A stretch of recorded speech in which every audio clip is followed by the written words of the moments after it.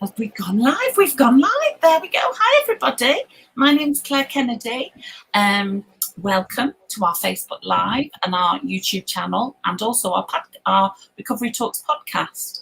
Yeah, it's really nice to be here. It's a wet and windy day in Brighton, which I'm sure it is all over the country.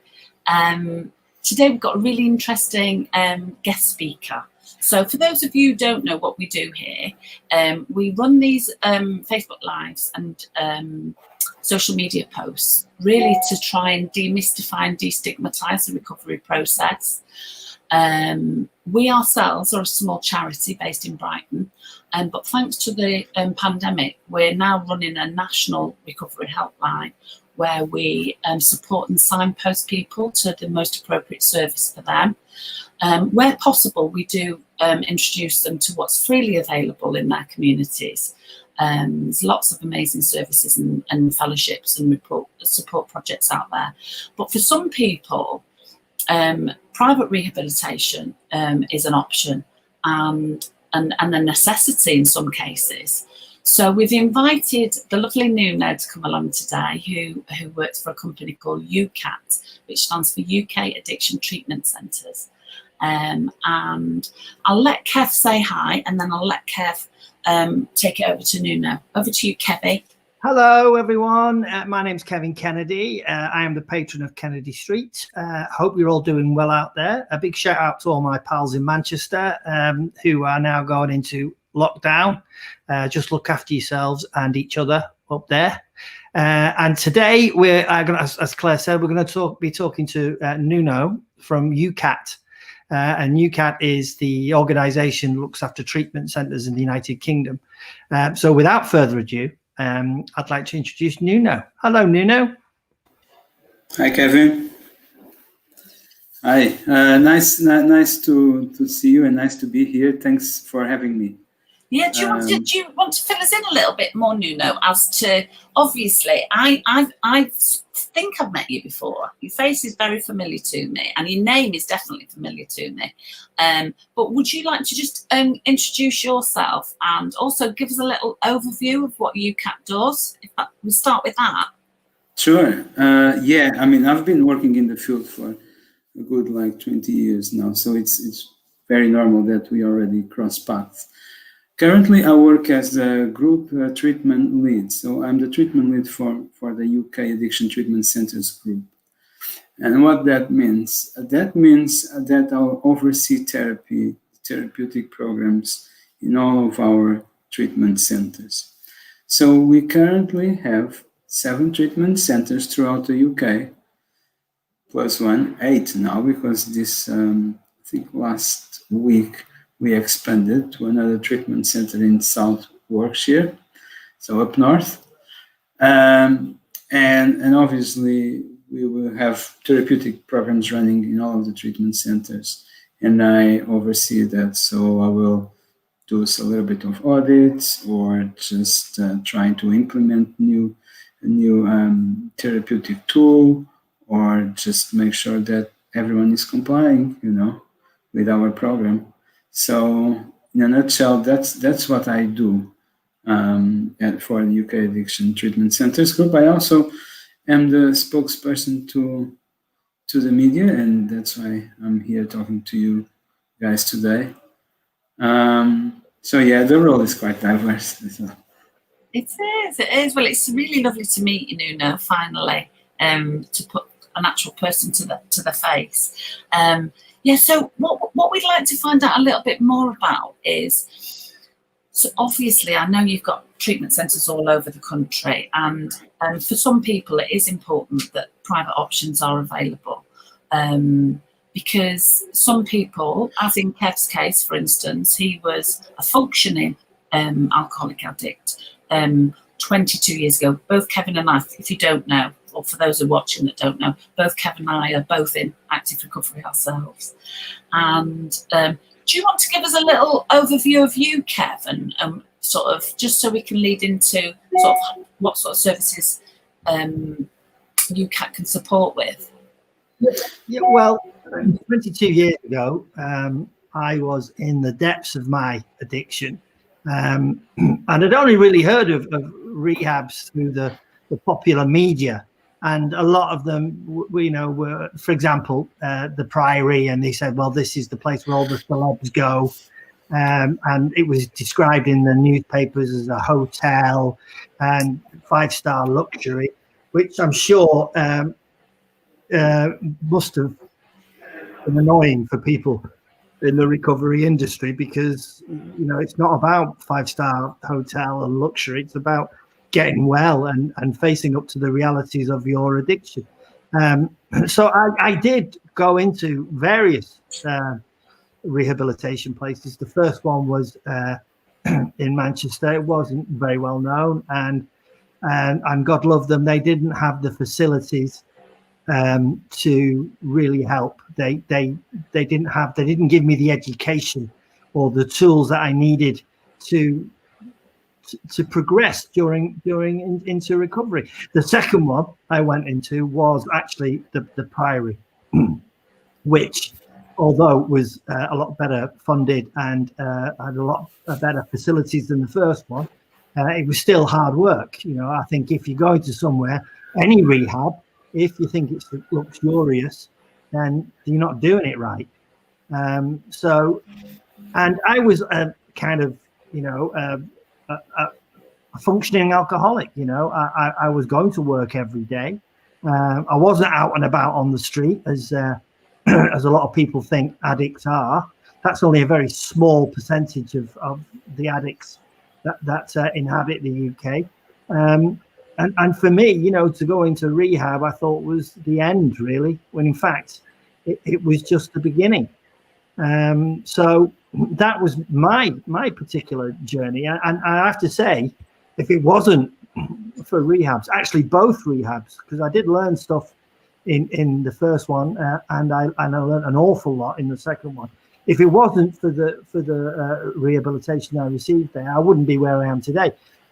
Yes, it's all based on the 12-step program, and yes, there is a certain religious element to it. It really helps if you have a background in religion, which I did have. That gave me something to grasp onto, but I don't say that is absolutely essential, because it's not. A lot of people who go through rehabilitation have got no idea or no religious background at all. It just helped me. So I just want to say that, that without rehabilitation in both of those, I wouldn't be where I am today. Amazing. Thank you, Kev. And I know for us as a family, it really did make a difference, because like Kev said, he did try the government funded option. And even though Kev identified in his head with being a very working class boy, coming from, a poor background, really, he wasn't that when he went into rehab. He was a soap star who was high functioning and performing in front of 21 million people. So for him, what we know this now, we didn't know it at the time, but it was really important that he was with his peers. He was with other people who he could identify with. So I think what I'd like to ask you, Nuno, if you don't mind. So a lot of the people that watch our shows, they're not in recovery, but they're interested in recovery. Some people are searching for a solution. So if somebody was watching this show and they thought, you know what, I've got a job, I've got to get my act together, I need to go into rehab sharpish, and I need to get well sort of sooner rather than later. So how would they go about accessing private rehabilitation? Well, they can go directly to us. The internet nowadays is like a search engine, a tool that people use a lot. And they can get the contact details from our treatment centers or any other treatment center, then call the admissions department. They can also go and see their GP and have a talk with the GP and try to see what kind of referral pathways the GPs have with the council as well. Try to have some funded, like council-funded rehab as well. which is nowadays more and more is difficult because the budgets have been cut throughout the years. But yeah, I think those are like the main ways to try to get help. They can also go to self-help groups, right? Like, like we've got Smart Recovery, we've got Alcoholics Anonymous, 12-step fellowships, and people get well through the rooms as well. I think what they cannot do and just sit stuck and not doing anything. They need to try something. They need to speak with someone. Yeah, absolutely, wholeheartedly agree. And I think that's really what we're trying to do, is give people that opportunity to start the journey. It's all well and good having a problem, but unless you actually reach out, and often people ring us up and they don't know really what's wrong with them. They know that there's something wrong, but they don't know that they play a part in the getting well bit. So what we offer is a starting point, and we connect people to resources. I myself didn't go into treatment. I myself got well through the 12-step fellowships, and to be honest, it saved my life and it changed my life. And I've got to add, one of the most scariest parts of the 12-step program for me was the mention of a spiritual program, because I did think it was religious, and I wasn't religious. I didn't have an upbringing of faith like Kev did. So that really did scare me, and it was quite off-putting. But what was beautiful was the people that I met in those rooms demystified it for me and what that meant. So I looked at the word, when you do hear the word mentioned of God, as good, orderly direction. And I so needed that, Nuno. Honestly, I so needed that. And what they did was they just helped me keep it simple. Which was beautiful. We have put your contact details across the bottom of this chat. So if there's anybody who's listening, or, when we reshare this, wants to get in contact with UKAT and discuss treatment options, you can do so. We've put the website, and we've also put the contact telephone number so people can give them a ring. And like I say, I know of UKAT, and I know that the great work that you do, and I know that the people on your helplines are really, really helpful where possible. So yeah, it's amazing. And as a matter of interest, I'm really passionate about family recovery. Do you encourage family recovery in your treatment centres as well? Do you offer any provision to? Oh yes, from day zero. So yes, we do encourage family involvement from the beginning in many forms. We kind of, with the client's consent, of course, we'll send the families a questionnaire. The families will fill in the questionnaire, and the client can read the questionnaire in group with the support, to get the support from other members of the group. We invite people for family therapies with a member of staff, a counselor, on those meetings as well. Or we can do via a video conference, because nowadays it's a little bit more difficult access because of the restrictions of COVID-19. We do have also a family group. So every treatment center, currently we are holding every other week an online family group where families can go and can get some support. And we do refer to, self-help fellowships, Al-Anon, CODA, ACOA, fellowships for further support, and also other professionals. Because we need to keep in mind that residential treatment, it is very important, and for some people it's really crucial. People need to spend some time in a protected place to kind of deal what they need to deal.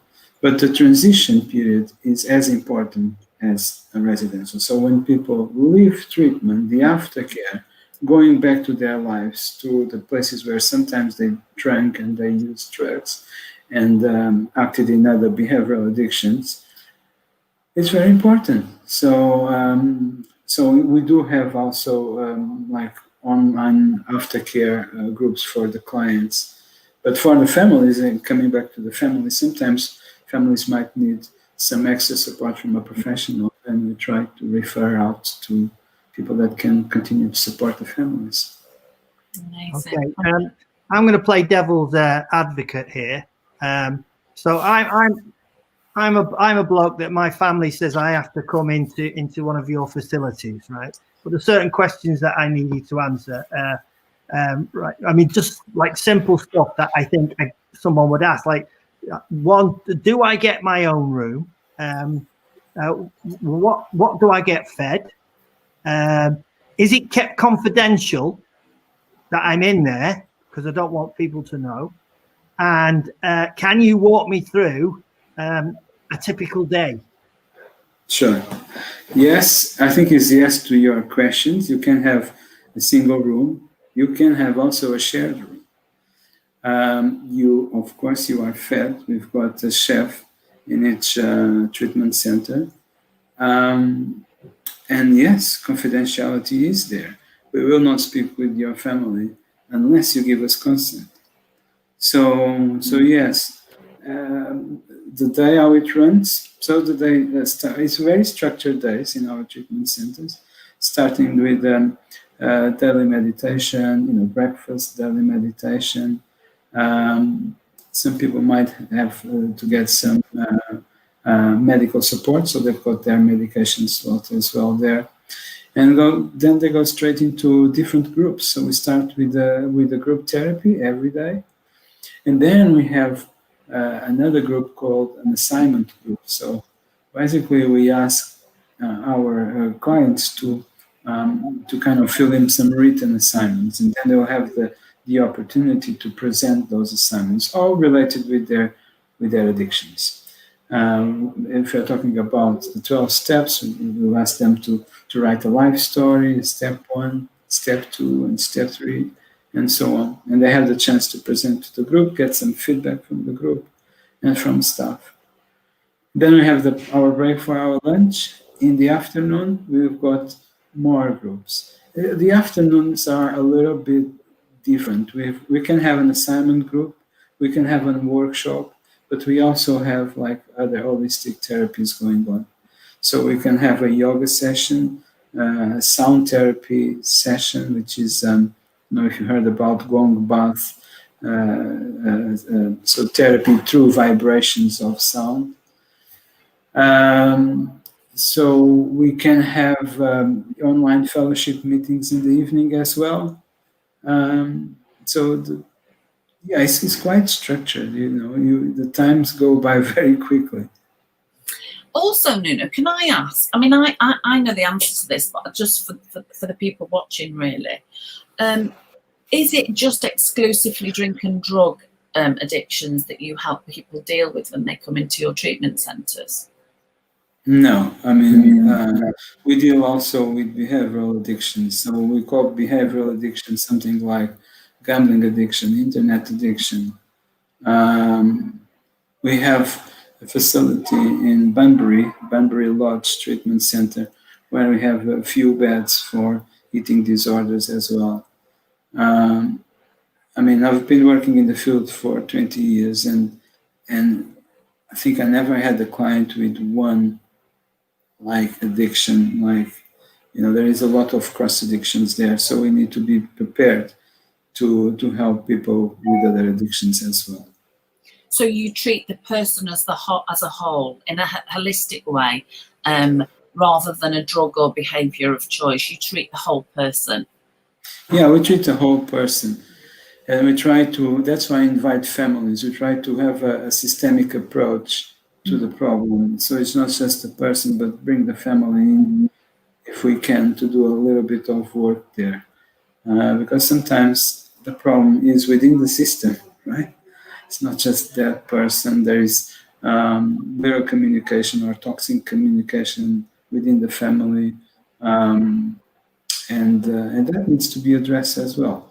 Doing that kind of work, to be honest with you, is more difficult because require families to be willing to engage into a therapeutic process, and sometimes that doesn't happen. There is some resistance there, and I think it's kind of normal, because we find that the addict normally is the problem. He or she is the problem, and not the rest. So. Yeah, I think it's really important, and I know, and there's not a lot of talk about codependency, and often people wonder what that means. So I know about codependency, and I know for sure. I only know this now. I didn't know it back then. But when I started my adventure as a family member, living with somebody with an addiction problem, it was quite a revelation that I played any part in it, and that actually my behaviours were quite unhealthy around codependency. Could you explain a little bit more about codependency and how that plays out? Yeah, I mean, I think you said it all. I mean, codependency is living our lives on a kind of putting ourselves second, so living our lives for other people. And sometimes what we do, we are just enabling this person to carry on their using or drinking or with their addictions. So it's pretty much putting ourselves in second place, in a nutshell, yeah. Yeah. Can I go back to the kind of layman's questions that I think people want to know? So that guy again, he's, well, look, my family said I've got to come in. How long have I got to stay in for? And am I ever allowed out whilst I'm there? Yeah, I mean, it depends. We at UK Addiction Treatment Center, we are quite flexible in what are the people's needs in terms of staying. So we can have someone coming in for like just like a detox, like a 2 weeks detox, or we can have someone staying with us for like 12 weeks. So that is pretty much down to case by case, and some people might not have can stay in treatment for that long. They've got like family or work commitments, or we are a private rehab, so people might not be able to afford that long in treatment as well. And yes, I mean, nowadays with COVID-19 restrictions, so it's more difficult to go out. We tend to have our treatment centers to take our clients for a walk, but not every day. And whilst in the past we would take some clients to, for example, fellowship meetings, nowadays we have to kind of have those meetings on site on like a video platform. So yeah, I mean it's about health and safety, and that comes first. That needs to come first. So what is the average amount of time you'd have to spend in rehab? And I say I do me 4 weeks or whatever it is. Afterwards, is that it then, or will you look after me? Do I have to come in sort of for a service, if you know what I mean? Would I have to come back and every week after I've been let out after 4 weeks? Yeah, I mean, recovery is ongoing. So if people think that they go to treatment center and they come out of there brand new and that's it, people are wrong. People need to get this right. It's an ongoing process. Being with UK addiction treatment centers, 12-step fellowships, professionals, other treatment centers. If someone said to you that you go to a residential treatment center for 28 days and that's it, it's not right. That's not right. So the average of stay is between 4 and 6 weeks. That's normal. That's the average of stay in our treatment centers. Then we find that, as I said it before, that the transition period is very important, and they will benefit. The clients will benefit for a 12-month aftercare group, so they can attend our weekly aftercare groups. Now it's online. But for 12 months. And then we also have an alumni department. So this is for everyone that completed treatment with us. And that kind of support is for life. So what is the alumni department? What do? They check in, they call in, with some frequency to see if, person is doing well in their recovery, if they need an extra support. They might have information that people don't have, like, for example, services in their region for substance misuse services, or like self-help groups information as well, and that kind of support is ongoing. So there is no time scale for that. And you mentioned a lot of written work there. What would happen, say, if my English isn't too good, my penmanship isn't too good, I'm a bit embarrassed that I can't spell? How do we get around that? Yeah, I mean, we are not like a school or university, so it's about for the person to understand what they are writing down.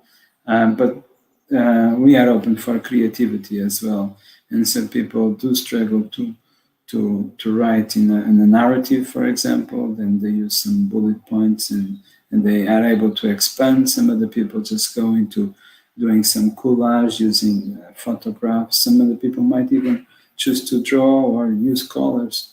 So, I mean, we are quite flexible, and our teams, they are prepared to support people with some, to help them to express them in a way that is helping them, if you know what I mean.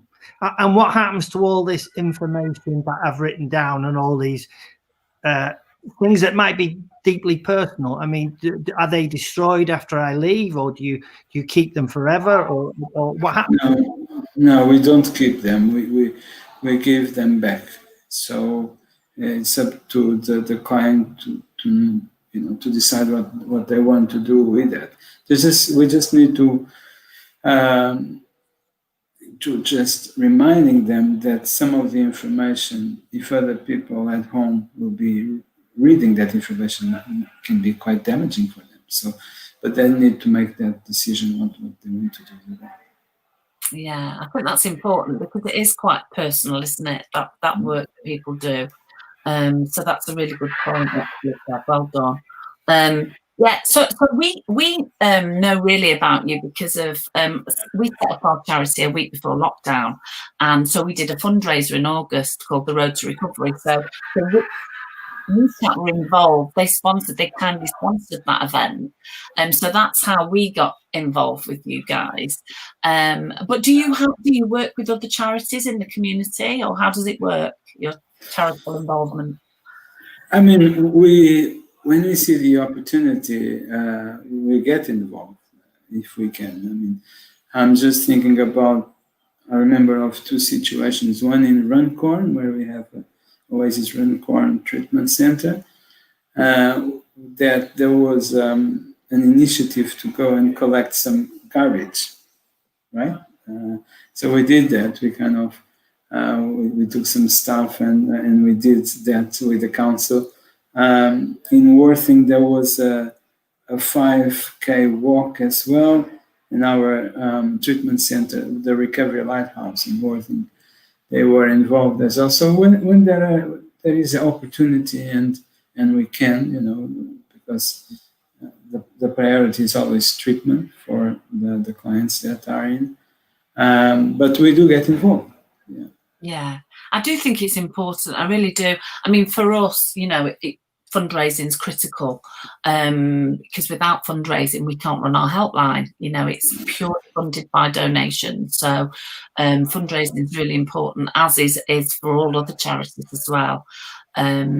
So it's really lovely of you to get involved. We really did appreciate it. And I know that, you do get involved in lots of other projects. And, media presence is really important. I think, for us, what we are as a peer-led project is we're quite visible, and we're visible recovery activists, really, because we want to offer people an opportunity to see that people in recovery are good people.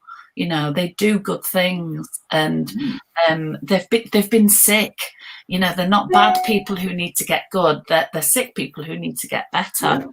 So for us as a charity, we're passionate about that. We're passionate about showing that the volunteers that come and volunteer for us, some of them are in recovery, not all of them. We've got some business volunteers as well, but the recovery volunteers that come and volunteer for us are amazing people. Life absolutely unbelievably talented, creative, great business people as well. You know, so for us, that project that you were involved in was run by our volunteers. It was created by our volunteers as a fundraiser.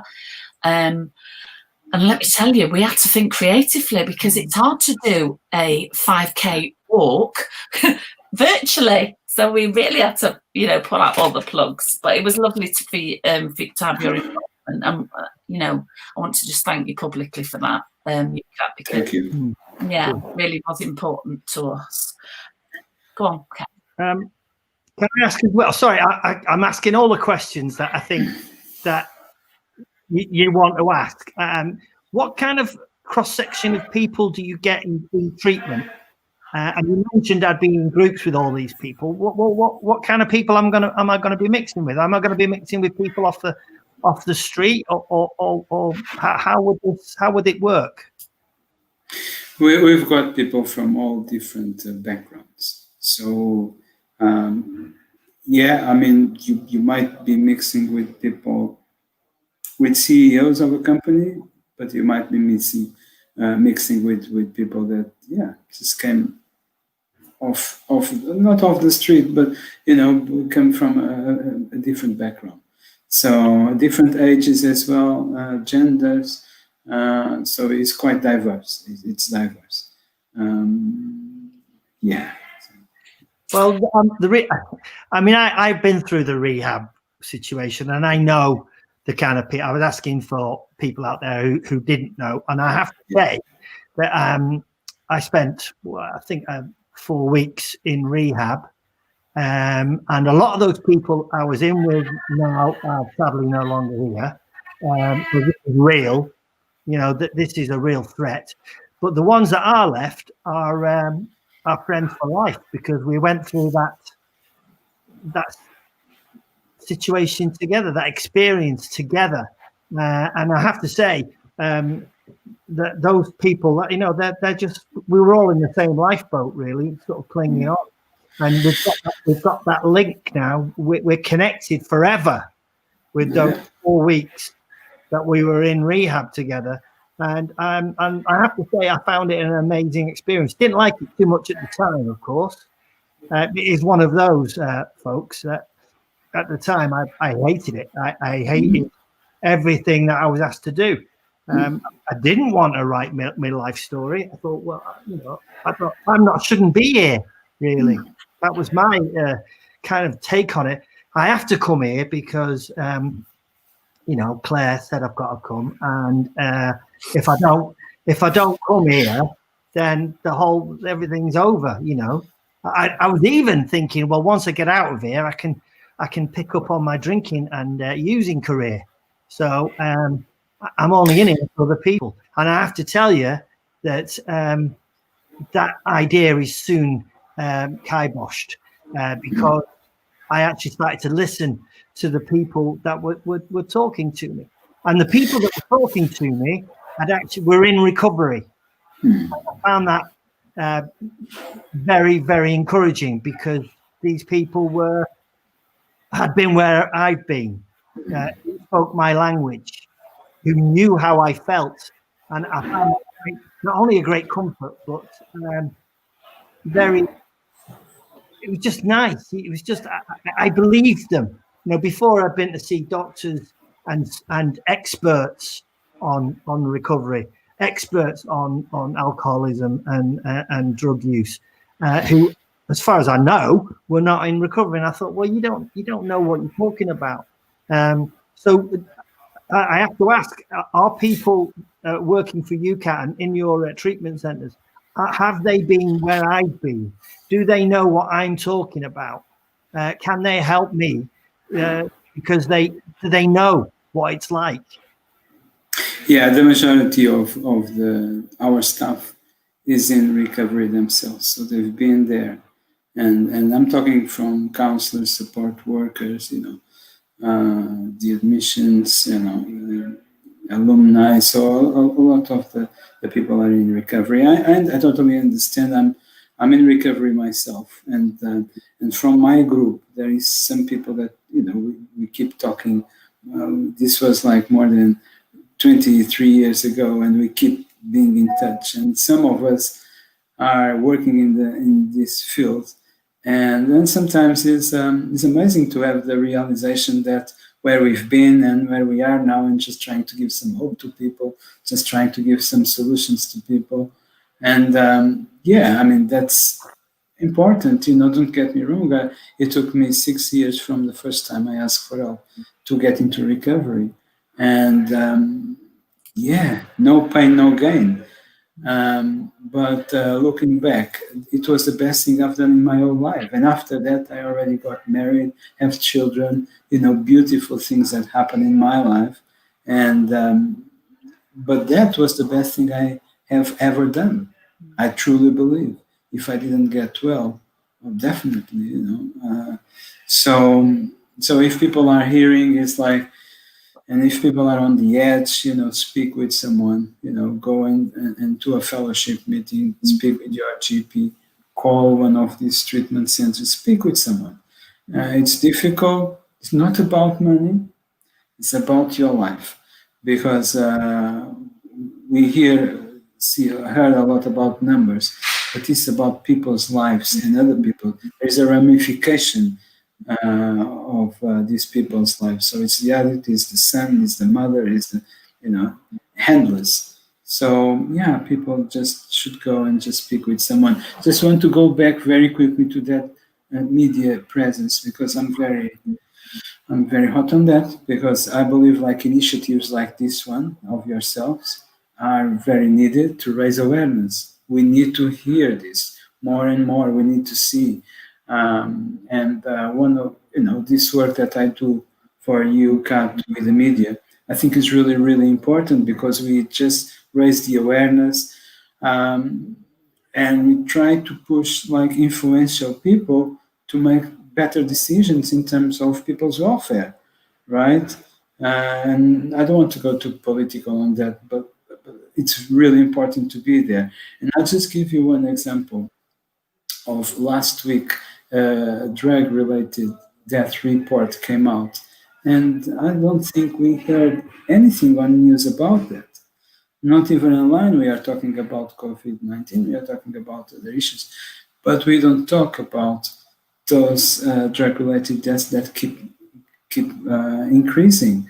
30%, between 30 and 40% of those deaths was to do with prescribed medication, like legal drugs. I'm talking about, benzodiazepines, or I'm talking about antidepressants. I'm talking about these drugs, and it's really scary. It's really scary to me, because in the end of the day, we are not just talking about the person that passed away, right? We're talking about the ramification of other people that are suffering with this loss, and that is not being talked about.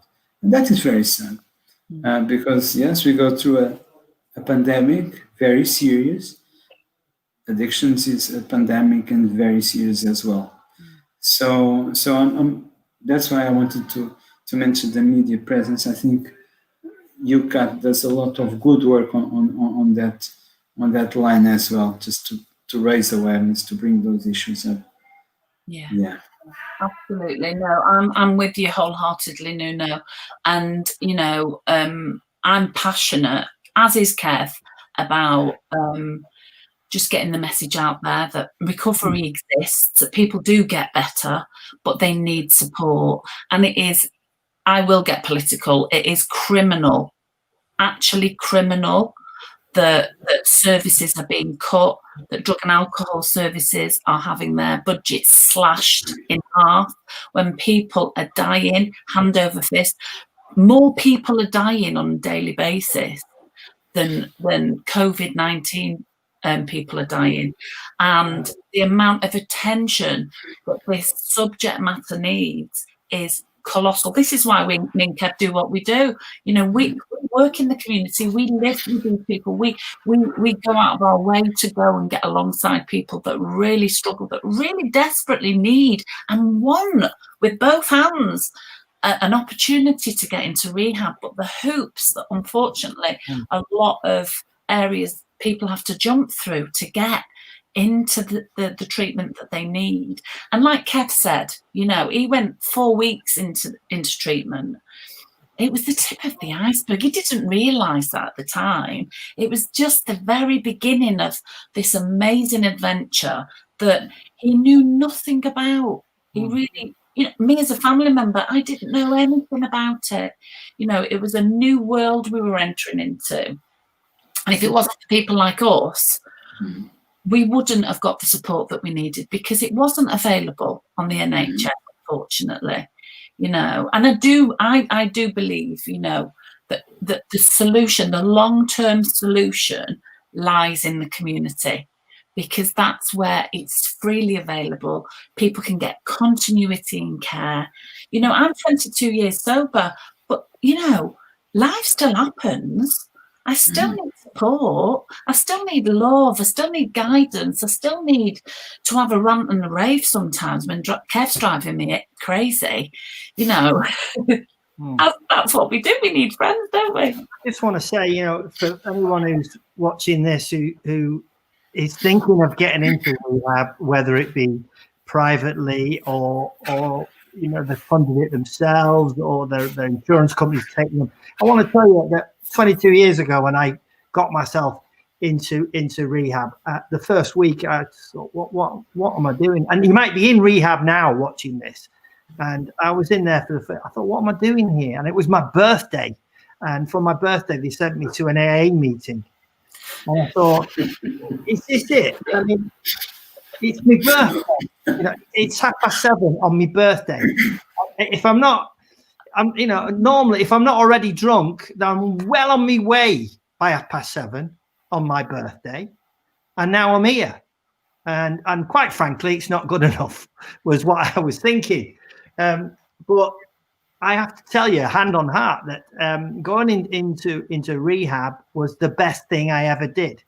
I didn't like it. I didn't want to be there.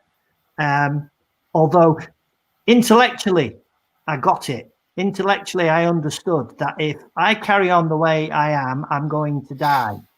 I understood that intellectually. I'm not stupid, but emotionally, I could not grasp the fact that it was not safe for me to drink again. But being in rehab for that length of time, and I must say, because the whole thing about recovery is you don't do it on your own. Because I was with all these other people that I'd never met before, and we were all feeling the same, even though we wouldn't admit it to each other, that we were stuck here, we're stuck together, we might as well just get on with it and see what we can get out of it, which is a kind of a begrudging way of looking at it. But I suspect most addicts will take that road at the beginning. Yeah, we're here. I've got to do it. I might as well just get on with it, and then I can get out again. But believe me when I tell you that it was the best thing I could have possibly done, because and it wasn't easy. It was very, very difficult, very hard. I had to look at myself, and nobody likes to do that.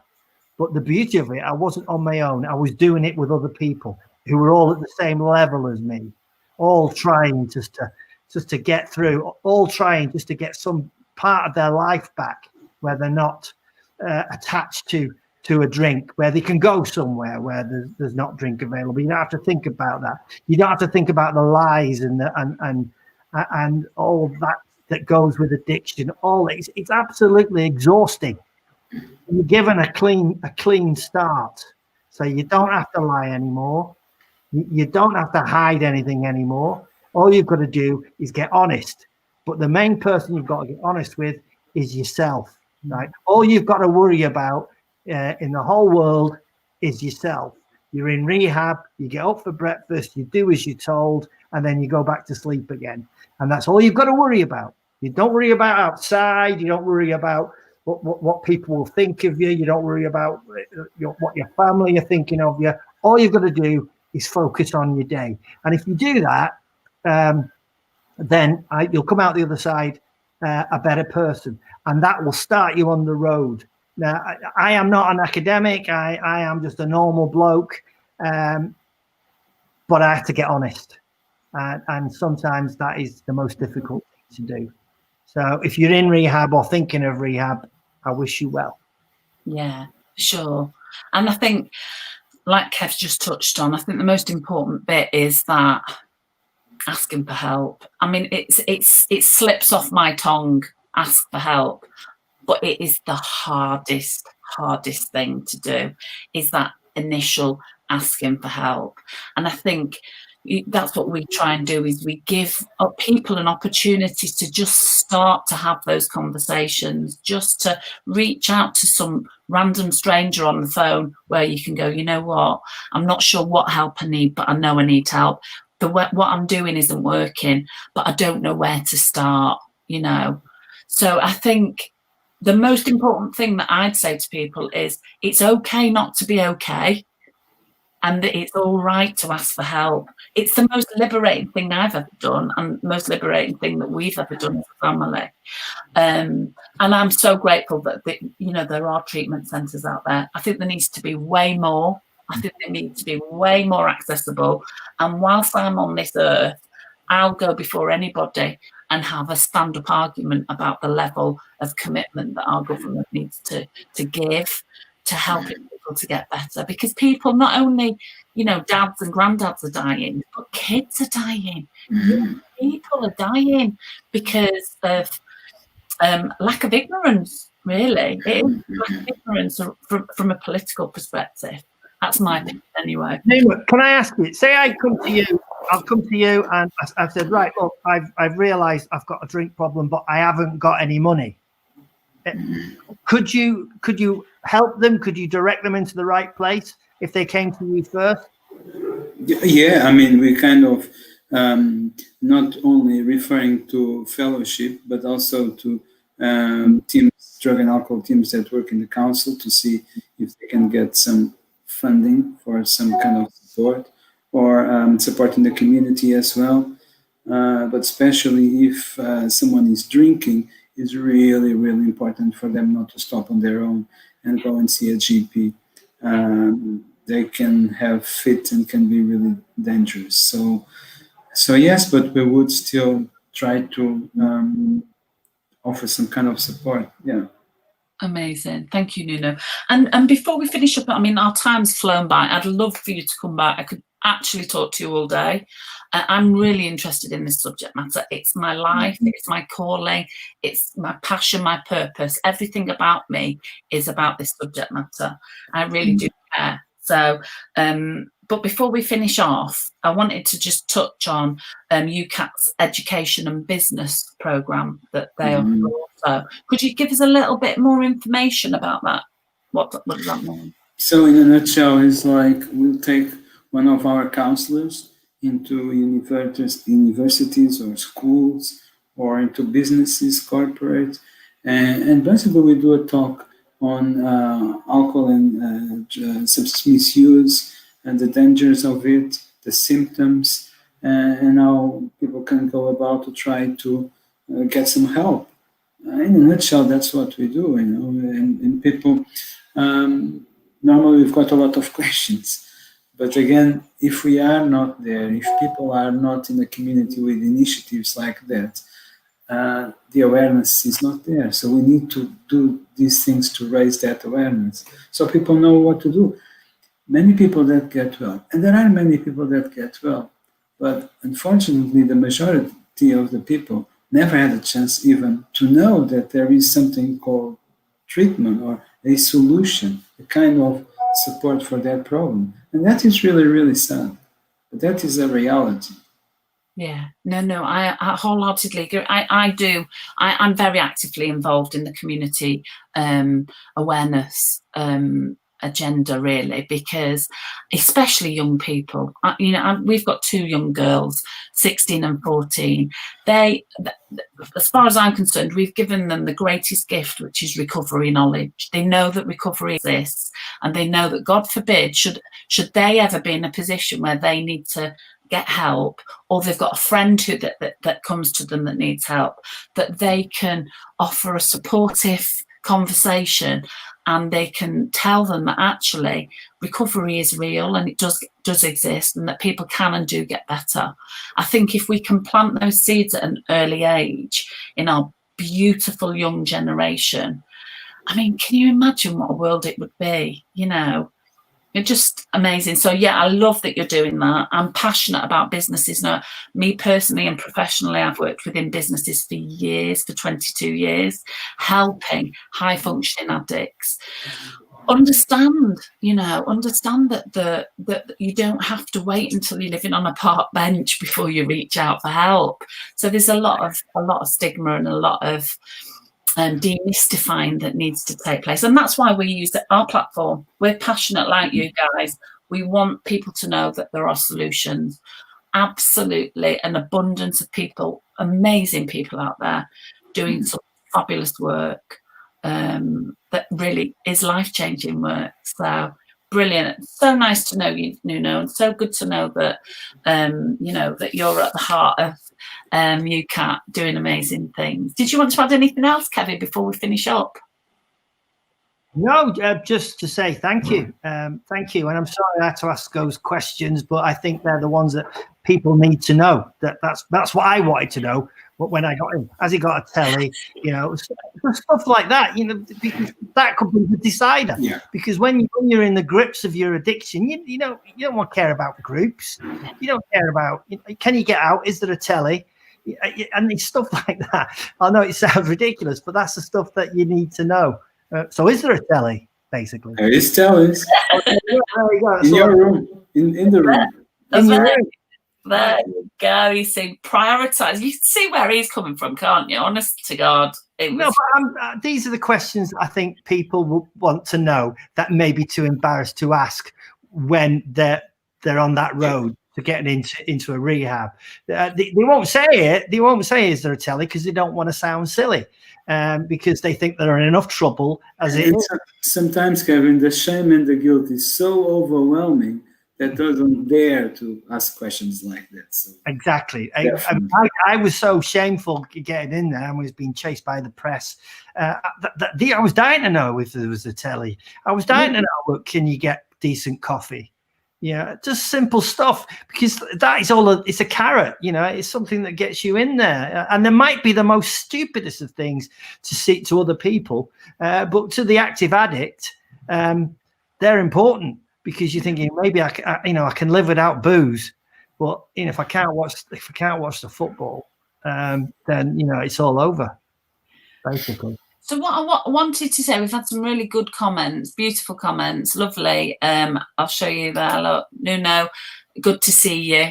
And Jane Tobias says, Kevin, having been to Banbury Lodge, your questions are spot on and exactly as I needed to know before she went in. It's really, really important. All addiction information there can be found.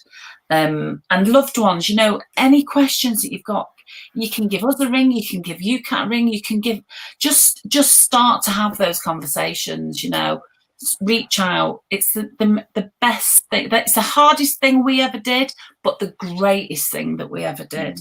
It gave us everything. And like you said, Nuno, you've got a beautiful family, you've travelled the world, you've been educated, you've got a new passion, a new purpose, you work for a great company. What's not to love? I don't think we'd be doing it. We wouldn't be doing this if it was dull and boring, would we? No, I mean, my life, changed completely, and I've been having awesome experiences, everywhere in the world. But if I didn't have that experience of treatment, maybe I would not be here today talking to you. And that's the reality. That is the reality. It is, unfortunately, it is life and death. And like you say, these are big decisions. So for anybody who's listening, if you've got any questions, we're happy to help.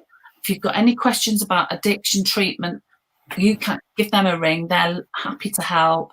You know, most important thing is just reach out for help. There's lots of things freely available. Like you say, we can signpost to all of the different fellowships that are out there. We can come up with a treatment plan that's just for the individual that rings up. You know, we can find out what's available in their area, that's freely available. And also, if they've got options that they want to, you know, they want to pay for private treatment, we can signpost them there as well. So the most important thing is having those conversations. So thank you, Nuno, so much for coming along. My pleasure. Love speaking to you. And like I say, if anybody's got any questions, don't hesitate. If you identified with anything that we've talked about, you're not on your own. You know, if you don't want to speak to us, go and speak to your doctor.